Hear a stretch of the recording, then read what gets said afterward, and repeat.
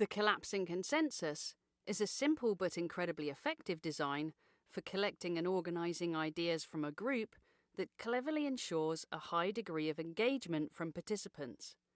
The design can be used in many different ways, such as a standalone event or as part of a more complex design strategy. Its use can make any facilitator stronger because it can move a stalled group toward action, be a useful diagnostic, help in creating consensus, ensure greater participation from low talkers while limiting the participation of those who predictably hog center stage, and optimize the use of everyone's limited time. It can be used with as few as 4 people and with as many as 100, and so is a critical part of your design repertoire. Basically, it's a listing process. So many times a starting point of problem solving includes having a group make a list of possibilities or perhaps a list of issues.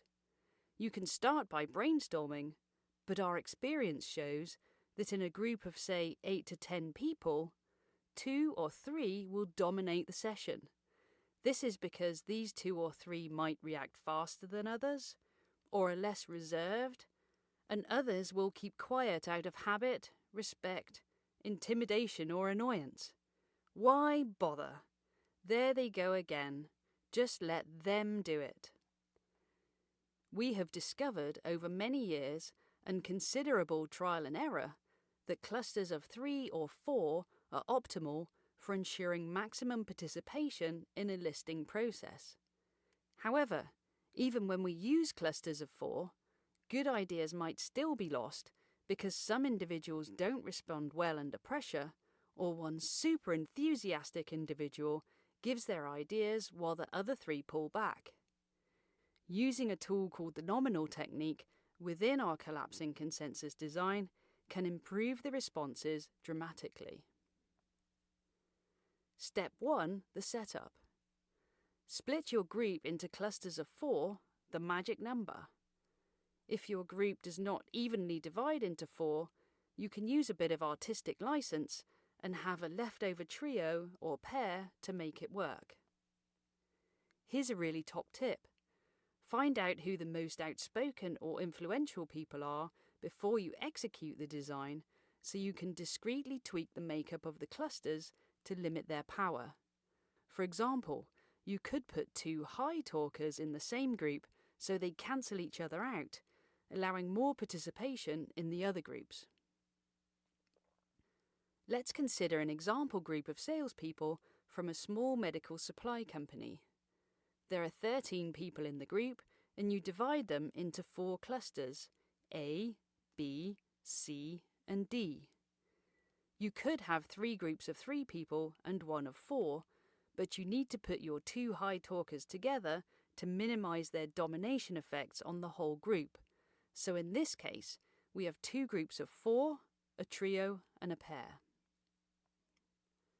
Step 2, the nominal technique. Here's an example question to help demonstrate the nominal technique. List all the reasons sales have declined by 30% since this time last year. Tell the group to do this first individually in their notebooks with no talking, and give everyone 5 minutes to write their top 10 ideas. Then, nominate 1 person in each cluster to act as a scribe. The scribe will go around their cluster, taking 1 idea at a time from everyone. The scribe will post each idea on a flip chart until all the ideas are captured. If others in the cluster have the same idea, this can be shown by putting 1 or more check marks next to the idea. Give them 10 minutes to capture their ideas. With our group of 13, we could conceivably get 130 responses. But by putting people in their clusters to work, the numbers are often reduced to about 10 or 12 ideas per cluster because there will be considerable overlap. Scaling the design. The nominal technique can also be used with a single large group of 10 to 15 people by asking only for each individual's top 5 ideas. Limiting the number of ideas per person like this can still potentially give us 50 plus ideas, but it is manageable due to the many duplicates that will occur and the agreement you will get on themes. Step 3. The prioritization of ideas in each cluster. Now that each of your clusters has a list of ideas, it's time to prioritize them. Give each cluster 15 minutes to agree on the best 4 ideas on their list.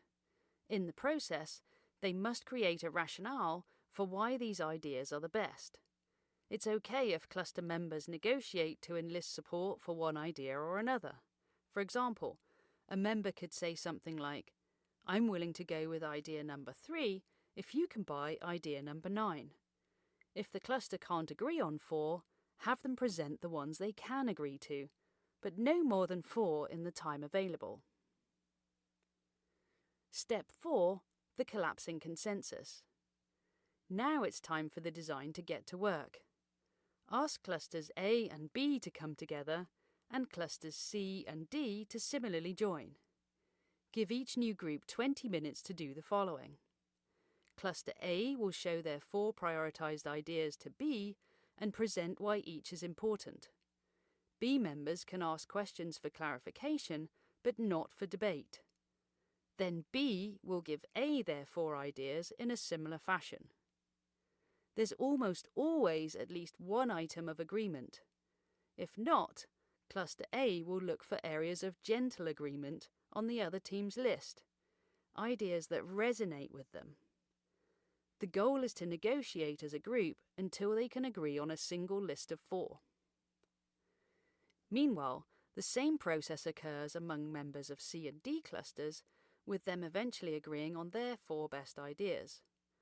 All group members must agree on any idea that makes their final list, meaning they are willing to live with all the ideas that make it. Step 5. The Las Vegas vote with a twist. After groups A and B have agreed on their top 4 ideas, and groups C and D also have their list of 4, have them all come together once again. Individuals from the A-B group will now be asked to advocate, with some passion, for one idea from the C-D group's list. Repeat with individuals from the C-D group advocating for one idea from the A-B group's list. This can be very challenging for individuals who are particularly entrenched in their own solutions or believe that the other cluster is wrong. The purpose of this is to remind people that the group is after the best for the whole, and it's not a win-lose situation. This is the twist. Make sure that advocating from each individual goes pretty quickly, ideally about 30 seconds per person. Then give each individual 10 points that they can distribute across the 8 ideas as they wish. If they want, they can put all 10 points on one idea. It's up to them. This is the Las Vegas vote. It is slightly different from a regular vote because the participants can place all their votes on one idea to sway opinion in a particular direction. It is akin to going all in on a particular number of the roulette wheel. The result of the vote will give the larger groups some sense of which items have the greatest support to help prioritize areas of further work. As a final alternative twist to the vote, you could ask each individual to place at least 3 votes on ideas that did not come from their cluster or subgroup. It depends on how much you want to challenge the participants to rally behind ideas other than their own. Scaling the design. In this example, we used a group of 13 people. It would be pretty much the same design with as many as 40 members, resulting in 10 groups of 4. With a larger group like this, you would keep collapsing the clusters together multiple times until you end up with no more than about 12 ideas for the whole group to consider. Also, to save time, we encourage only a couple of people to advocate for each of the final 12 or so ideas. The vote then occurs as before, with each individual spreading their 10 points across the final ideas. Here is a summary of the steps with the time needed for each. Step 1, the setup. Step 2, the nominal technique. Step 3, the prioritization of ideas in each cluster. Step 4, the collapsing consensus. And Step 5, the Las Vegas vote with a twist. The total design takes 75 minutes.